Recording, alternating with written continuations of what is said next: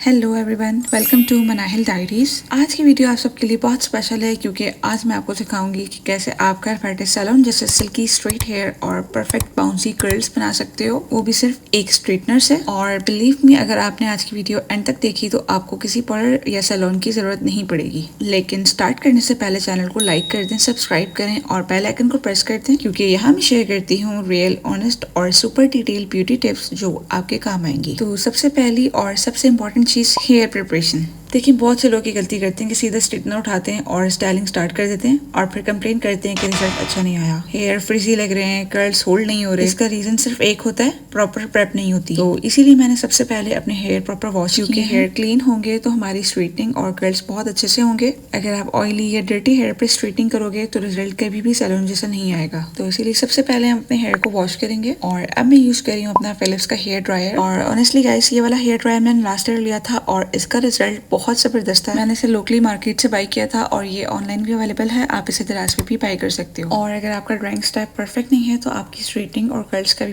Perfect नहीं बन सकते। और जरूरी नहीं है कि आप सिर्फ ड्रायर से अपने बाल को ड्राई करें, आप नॉर्मली टॉवल से भी अपने बालों को ड्राई कर सकते हो। बस स्ट्रेटनिंग और कर्लिंग के लिए आपके बाल बहुत अच्छे से ड्राई होना जरूरी है। तो मेरे पास ये फिलिप्स का हेयर ड्रायर पड़ा हुआ था, तो मैंने सोचा कि इसका छोटा सा रिव्यू आप लोगों को दे दूं। ये ड्रायर ऑटोमेटिकली टेम्परेचर कंट्रोल करता है, हेयर को ओवर हीट होने से बचाता है, हीट को बैलेंस रखता है। और सबसे मजे की बात ये थी कि आपको 1 ईयर की वारंटी भी मिलती है। इससे आप अपने बालों को बहुत अच्छे से ब्लो ड्राई कर सकते हो, आपके बालों में बहुत अच्छा सा वॉल्यूम आ जाता है। और आपने अपने हेयर को टॉवल ड्राई करने के बाद इसे यूज करना है, बिल्कुल गीले बालों में ये यूज नहीं हो सकता। और अब आती है वो चीज जो लिटरली आपके पूरे रिजल्ट को डिसाइड करती है। और सच बोलूं तो ये स्टेप ही है जो नॉर्मल हेयर को सैलून हेयर में कन्वर्ट करता है। तो यहाँ मैं यूज कर रही हूँ रेमेंटन सेरामिक हेयर स्ट्रेटनर। और गाइस, मैं बिल्कुल भी एक्सैजरेट नहीं करी, ये मेरी नजर में वर्ल्ड का बेस्ट स्ट्रेटनर है। मैंने पर्सनली डिफरेंट स्ट्रेटनर ट्राई किए हैं, लेकिन जो स्मूथनेस, शाइन और फिनिशिंग मुझे इस स्ट्रेटनर से मिलती है वो ऑनेस्टली मुझे किसी से नहीं मिलती। थोड़ा सा डिटेल में मैं आपको बताती चलूं कि इस स्ट्रेटनर में सेरामिक प्लेट्स होती हैं।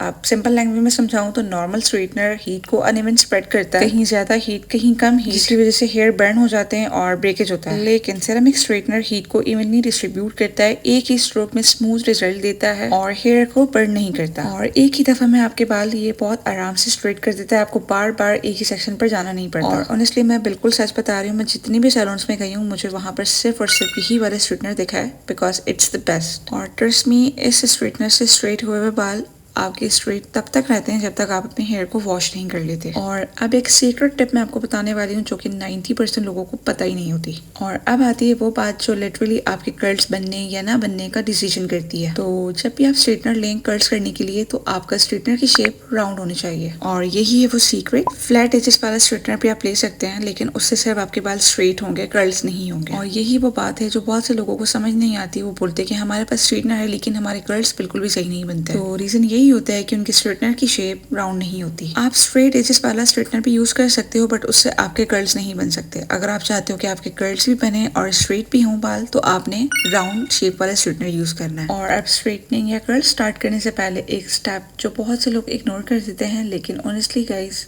अगर आपके बाल प्रॉपरली डिटेंगल्ड नहीं है तो ना स्ट्रेटिंग स्मूथ होगी ना कर्ल्स परफेक्ट बनेंगे। अगर हेयर टेंगल्ड है तो स्ट्रेटनर कभी भी स्मूथली ग्लाइड नहीं करेगा, आपके हेयर बीच में अटक सकते हैं, ब्रेकेज हो सकता है और कर्ल्स अनइवन और मेसी बन सकते हैं। इसलिए आप जितनी भी मेहनत कर लो, फिनिश कभी भी नहीं आती। तो स्ट्रेटनिंग और कर्लिंग को स्टार्ट करने से पहले अपने बालों को अच्छे से कॉम्ब कर लें।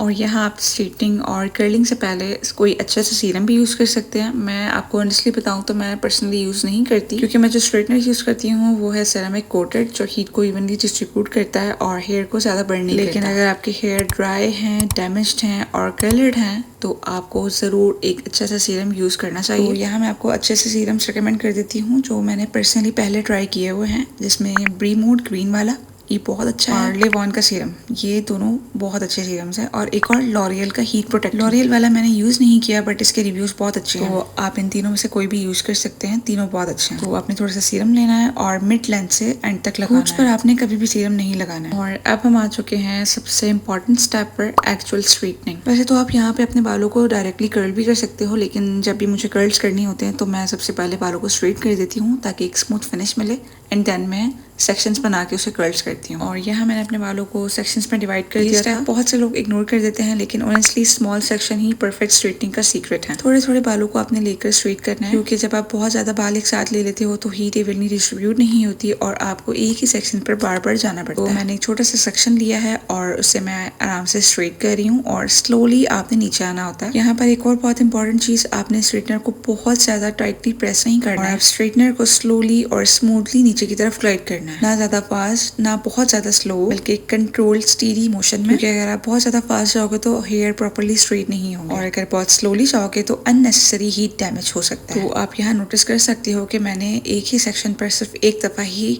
आराम से ग्लाइड किया है और ये कितने अच्छे से स्ट्रेट हो चुके हैं, मुझे दोबारा स्ट्रेटनर यूज करने की जरूरत ही नहीं पड़ी। तो परफेक्ट स्ट्रेटनिंग का सीक्रेट सिर्फ स्ट्रेटनर नहीं है, बल्कि आपकी टेक्निक, सेक्शनिंग और कंट्रोल है।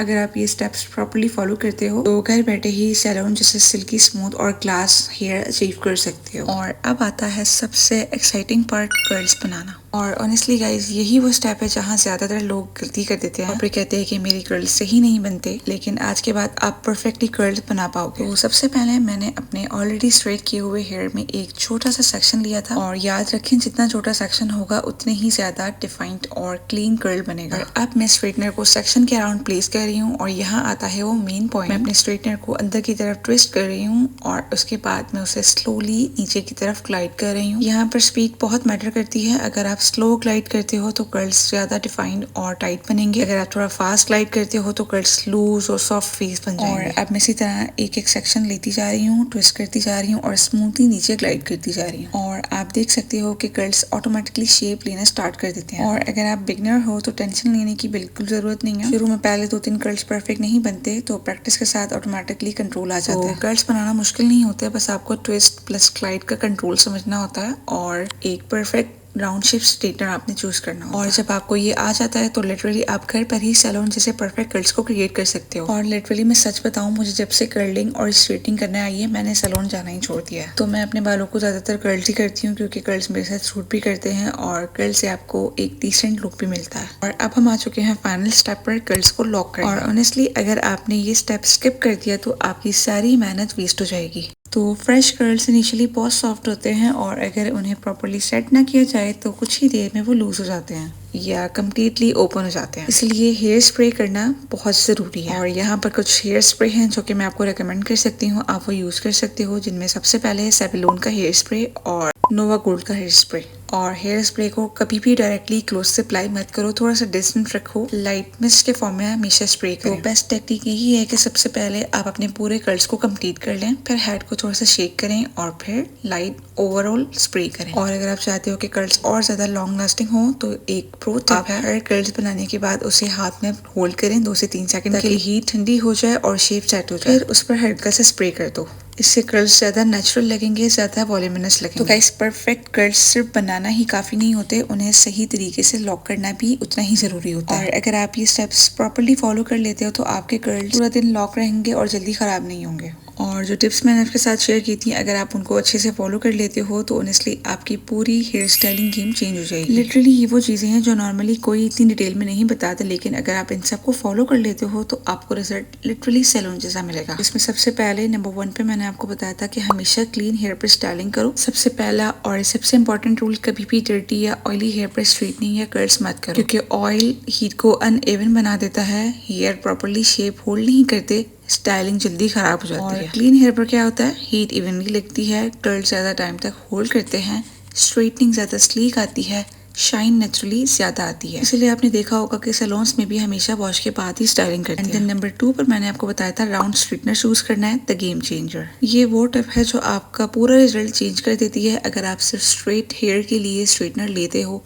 तो कोई भी चल जाता है, लेकिन अगर आपको कर्ल्स भी बनाने हैं, वेव्स भी क्रिएट करनी है, तो राउंड एजेस वाला स्ट्रेटनर मस्ट है। और फिर मैंने आपको बताया था कि स्मॉल सेक्शंस बिग डिफरेंस। ये टिप सिंपल लगती है लेकिन रिजल्ट पर इसका सबसे ज्यादा इम्पैक्ट होता है। अगर आप बड़े बड़े सेक्शंस एक साथ ले लेते हो तो हीट अंदर तक नहीं पहुंचती, हेयर हाफ स्ट्रेट या वीवी रह जाते हैं और कर्ल्स अनइवन बनते हैं। तो छोटा सेक्शन लिए हमेशा एक ही ग्लाइड में परफेक्ट रिजल्ट मिल जाता है। और आप सबसे ऑनेस्ट टिप, पहली बार में परफेक्ट रिजल्ट कभी भी नहीं मिलता और ये बिल्कुल नॉर्मल है। तो जब आप कर्ल्स या स्ट्रेटनिंग स्टार्ट करते हो, हाथ का कंट्रोल नहीं होता, स्पीड मैनेज नहीं होती, सेक्शंस प्रॉपर नहीं बनते। तो गाइस, ये था मेरा कंप्लीट डिटेल ट्यूटोरियल कैसे आप घर बैठे सैलून जैसे सिल्की स्ट्रेट हेयर और परफेक्ट बाउंसी कर्ल्स अचीव कर सकते हो सिर्फ एक स्ट्रेटनर से। अगर आपने वीडियो यहाँ तक देखी है तो मुझे उम्मीद है कि आपको सिर्फ स्टेप्स ही नहीं, प्रॉपर टेक्निक और रियल सीक्रेट्स भी समझ आ चुके होंगे। और अगर आपको मेरी वीडियो हेल्पफुल लगी हो तो प्लीज वीडियो को लाइक जरूर करिएगा, कमेंट जरूर करिएगा, कमेंट में मुझे जरूर बताइएगा कि आप कौन सा स्ट्रेटनर यूज करते हैं। और चैनल को सब्सक्राइब करना मत भूलिएगा, क्योंकि यहाँ मैं आपके साथ रियल, इजी और ऑनेस्ट ब्यूटी टिप्स हमेशा शेयर करती रहूंगी। एंड यस, अपने फ्रेंड्स और रिलेटिव्स के साथ ये वीडियो शेयर करना मत भूलिएगा। तो मिलते हैं नेक्स्ट वीडियो में। Take care, bye bye.